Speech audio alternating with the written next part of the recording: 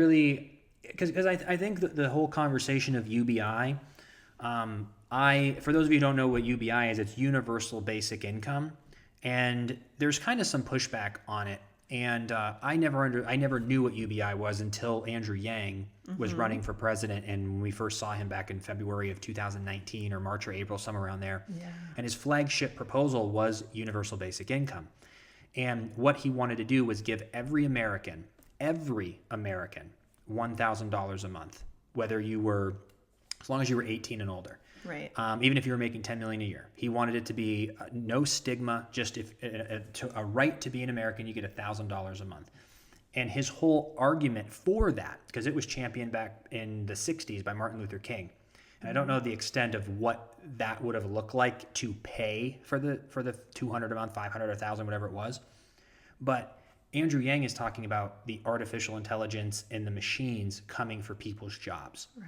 So this isn't 1980 where to give everyone $1,000 a month, you just raise taxes and people are pissed off about giving free money.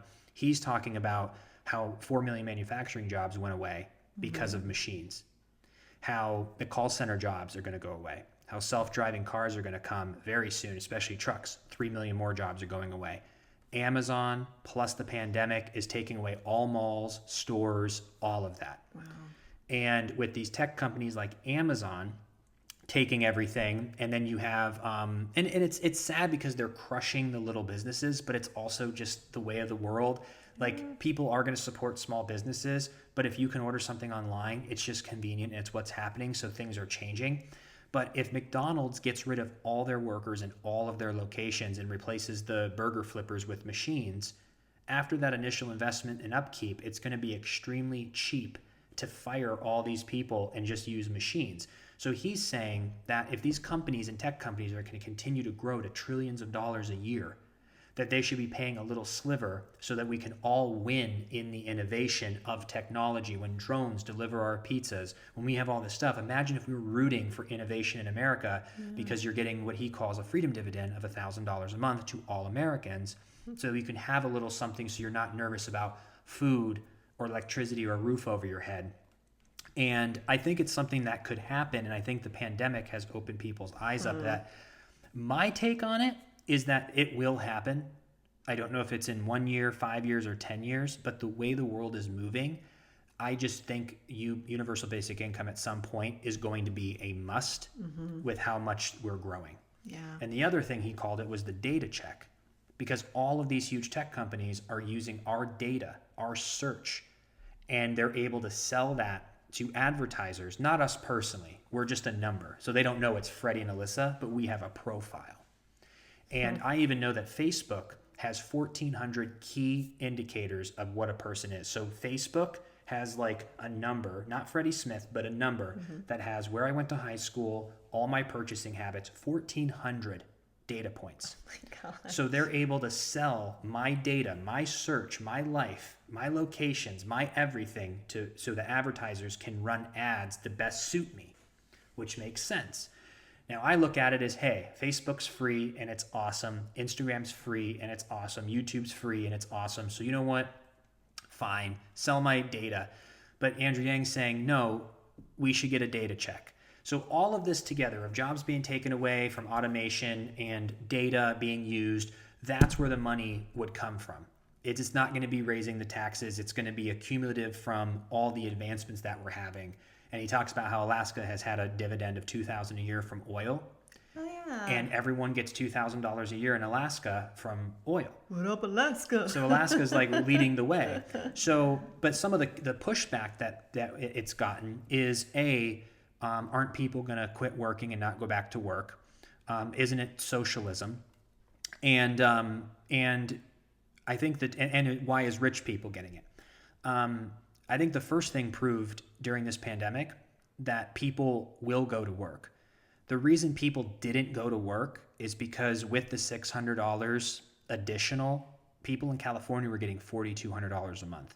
People in other parts of the country were getting $3,800 a month. If you give someone $3,800 a month and they don't love their job, they're not going back. That's enough money to live a great life in the United States of America. $1,000 a month is not You going can't to have people survive quit off their of job. that, Will yeah. some? Of course. But we've always used that example of if you have a mom and a dad, or a dad and a dad, a mom and a mom, and they're working and they're paying $800 a month in childcare because they're both working. Let's say the mom doesn't really even like her job that much, but they need the money. If the husband's receiving $1,000, the wife's receiving $1,000, that's $2,000 for their household plus $800 that they're going to save from the childcare. So instead of their $3,400 a month take-home pay, they go down to $2,800. But now they can stay home and be there for homework, be there and like really be there with the kids if that's what they wanted. If people want to save up for school, there's so many things that you can do. And my favorite thing about it is I think of Ashtabula. I have such a great perspective because I came from a small town and there's 20,000 people in this area. And if everyone got $1,000 a month, that's $20 million a month that's being pumped into Ashtabula, Ohio. Now, a lot of it's going to be spent on credit cards. A lot of it's going to be spent on Amazon. But a lot of it's going to be spent locally. They're going to get their tires rotated. They're going to get their nails done, their hair done, massages. Well, when there's only 3 nail places, but everyone's got this extra money, now the nail place needs to hire more people. Now they need to open up a new nail place. It's building the economy. I see it. I was like, this is a really good idea. I don't think people would quit their jobs for $1,000 a month. But the person who's making minimum wage, whether they raise it to 15 or not, is bringing home $1,800 a month. So imagine if they're making $1,800 a month working at Walmart, if you give them an extra $1,000 a month on top of that, now they're making $2,800 a month working at Walmart. And then the stigma is that everyone gets it. So someone's like, why are rich people getting it? It's the same reason that happened with unemployment. There are people I know that are kind of gaming the system, and it's because if you can only make so much with the unemployment or they kick you off. So there was people who were like, well, I'm going to work 6 days a week and make $3,000 a month, or I can go down to 3 days a week and then unemployment will give me the rest and I'll make $3,000 a month. Same thing with welfare. People are saying, I'm making $1,700 a month in welfare. If I go get a job, I'm going to make $2,100. So essentially, I'm working 40 hours a week for only an extra $400 a month. Now, morally for me, not judging people, I would not want to game the system like that. But a lot of people do. But there's a stigma around collecting disability, or not even a stigma, but just it goes away. If you're no longer disabled, that goes away. If you're no longer on welfare, it goes away. Imagine you get $1,000 no matter what. There's no checks and balances. Think of all the jobs of people and the cost to operate the welfare systems and all of this. If you were able to just give everybody $1,000 a month, and if you make a lot of money or less money or no money or a ton of money, no matter what, there's no stigma. Yeah. You're not on welfare. You're just, everyone's got the freedom dividend. So you can opt in. So someone might say, well, I'm going to get off of welfare and lose $1,500 a month, but I get my $1,000 freedom dividend.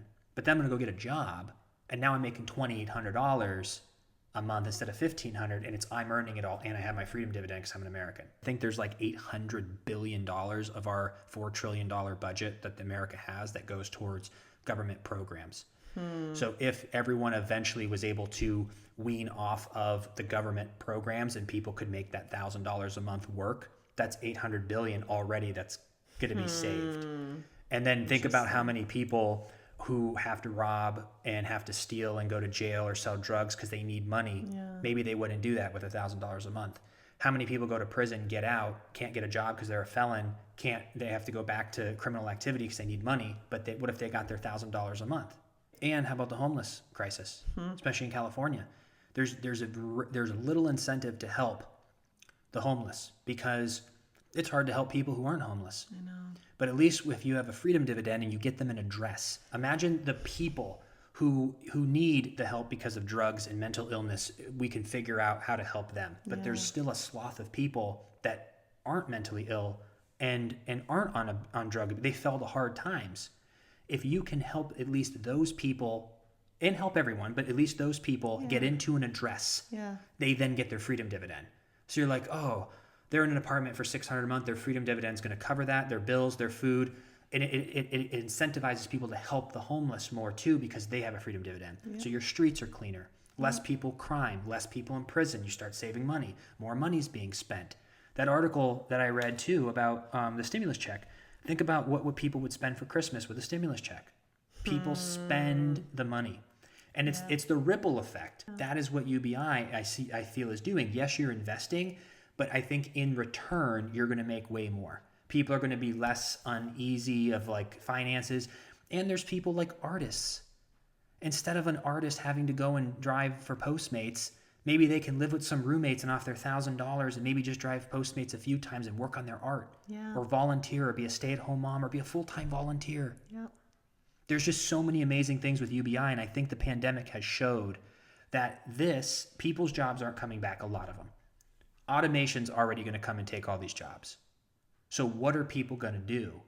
So I think this really proved that it's going to happen, and it's not a left or a right thing. Andrew Yang was running democratically. I think it won't be a left or right thing eventually. Yeah. I think it's going to be a necessity. Mm-hmm.